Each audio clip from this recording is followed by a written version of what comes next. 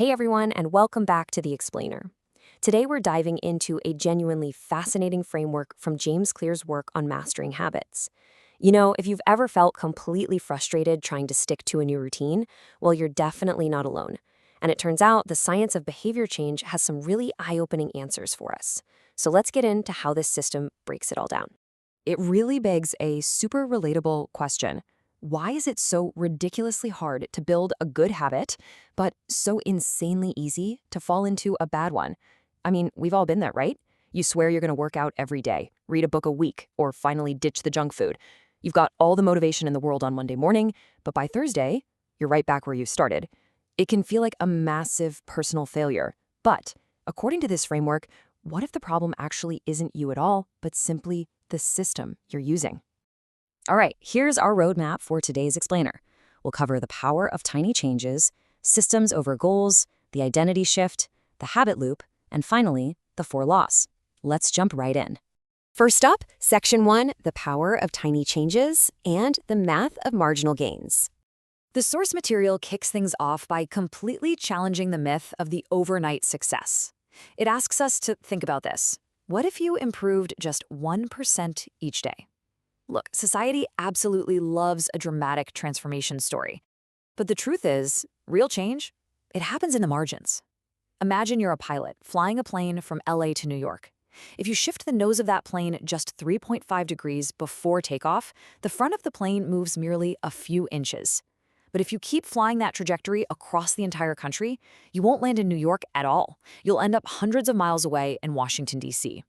A tiny shift in direction creates a massively different destination.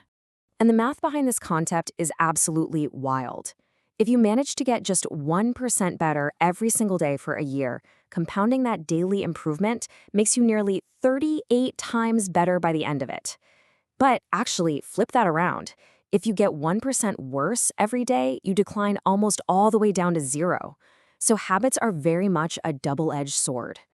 But, okay, here is where we hit a major roadblock, the valley of disappointment. We've got to acknowledge how incredibly frustrating this is. When you start a new habit, the progress is literally invisible at first. Think of an ice cube sitting in a freezing room. You heat the room up by 1 degree. Nothing happens. Another degree, still nothing. You're putting in all this energy and the ice is just sitting there. You feel like throwing in the towel. But then, the room hits exactly 32 degrees and bam, the ice finally begins to melt. So the big takeaway here is that your invisible work isn't being wasted. It's just being stored up. You are simply waiting to break through that plateau. When you finally hit that critical threshold, the outside world will probably call it an overnight success, but you'll know for sure it was the result of all those tiny, compounded actions. All right, moving to Section 2, forget goals, use systems. This is all about fixing the inputs. What's really fascinating here is the sharp contrast between goals and systems. Think about it for a second. Every single Olympian at the starting line has the exact same goal, to win gold. Every single candidate applying for a job has the goal of getting hired, right? If winners and losers share the exact same goals, well, then the goals simply cannot be what differentiates them. It is their daily systems, their inputs, their routines, their processes that actually separate the winners from the rest of the pack. It comes down to this. You don't rise to the level of your goals, you fall to the level of your systems. If you fix the inputs, the outputs kind of just fix themselves. You see, goals restrict your happiness because you tell yourself, oh, I'll be happy once I achieve X. But systems allow you to be happy right now, in the process. The core idea is that goals win you the game, but systems keep you playing it. Which brings us to Section 3, change your identity first, and the 3 layers of behavior change. To truly install a powerful new system, we really have to look inward. Most of us try to change from the outside in. We hyper-focus on the outcomes, the what we want to get, like losing 10 pounds. Then we might focus on the process, the how, like going to the gym.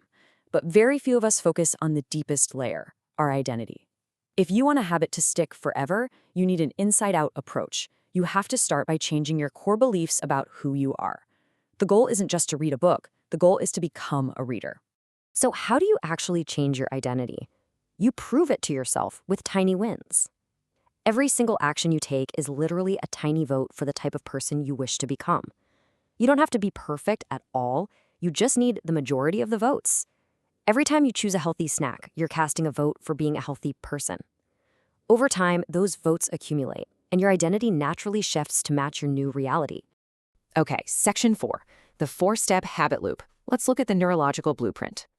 Now that we've talked about shifting our mindset, let's explore how a habit physically works in your brain. This 4-step loop is the engine running beneath everything you do. First, there's a cue that triggers your brain to notice an opportunity. Second is the craving, which is your motivational force.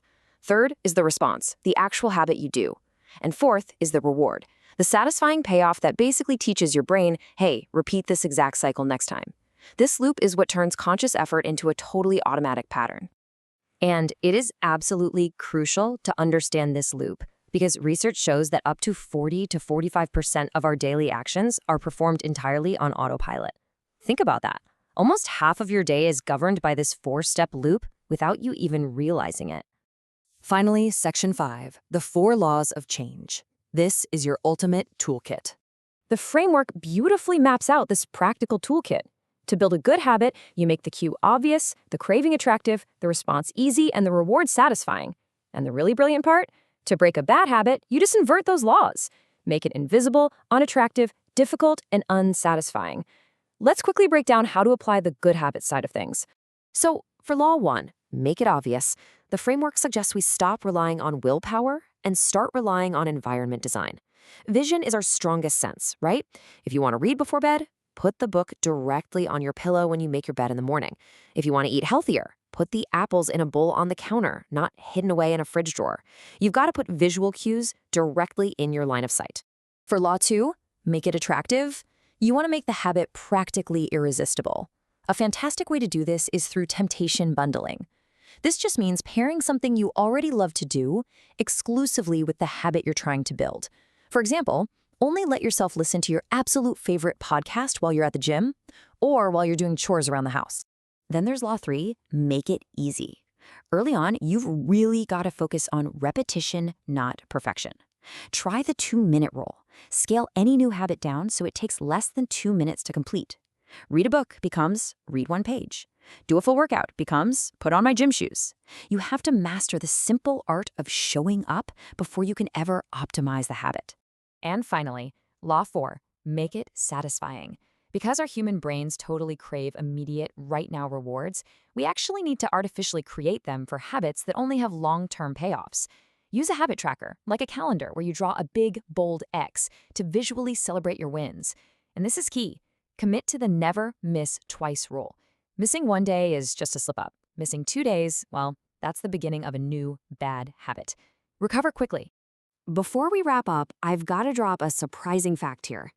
You know that incredibly popular 21-day myth we always hear? Yeah, well, rigorous studies, specifically out of University College London, show it actually takes an average of 66 days of consistent repetition to form a new habit. So give yourself some grace. It is definitely a marathon, not a sprint. So I want to leave you with a bit of a challenge for today. Look around your life right now. What is one tiny, atomic-sized friction point you can remove from your environment today to make a good habit just a little bit easier? Seriously, go take that action right now. Remember, you don't rise to the level of your goals, you fall to the level of your systems. Thanks so much for joining me on this explainer and keep focused.